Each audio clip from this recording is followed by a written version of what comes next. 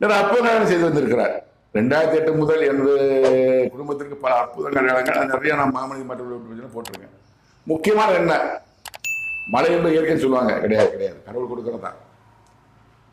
மதுரை சிலையில் இருக்கும்போது ஒரு காலகட்டத்தில் எனக்கு மழை பெய்யணும், நனைய தண்ணீர் குளிக்க தண்ணியில் நான் குளிக்கணும், இப்படியே இருக்கிறேன். நான் லாக்கப் உள்ள போகணும், அரணிக்குள்ளே போகணும். ஒரு 5:45 நான் கேட்குறேன், அப்பா நான் மழை வேணும்ப்பா, பைசை பெய்கிறேன், உடம்பு பூரா தூசியாக இருந்தது, நான் குளிக்கணும், மழை பெய்ய செய்ய தண்ணி இல்லை அப்படின்னு. நான் மழை பெய்ய செய்தார், எனக்கா மழை பெய்ய செய்தார்.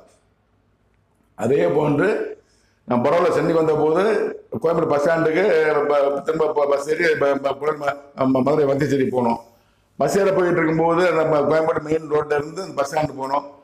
பஸ் ஸ்டாண்ட் போகிற வரைக்கும் மழை ஆரம்பிச்சிருச்சு. நான் நனையக்கூடாது, நனைய பஸ்ஸில் போட இரிட்டேஷனாக இருக்கும், நல்லா இருக்காது, கஷ்டம் இருக்கும். மழையை தாமதப்படுத்துன்னு சொன்னேன், மழை என்பதே தாமதமாக வந்தது. அதே போன்று சென்னை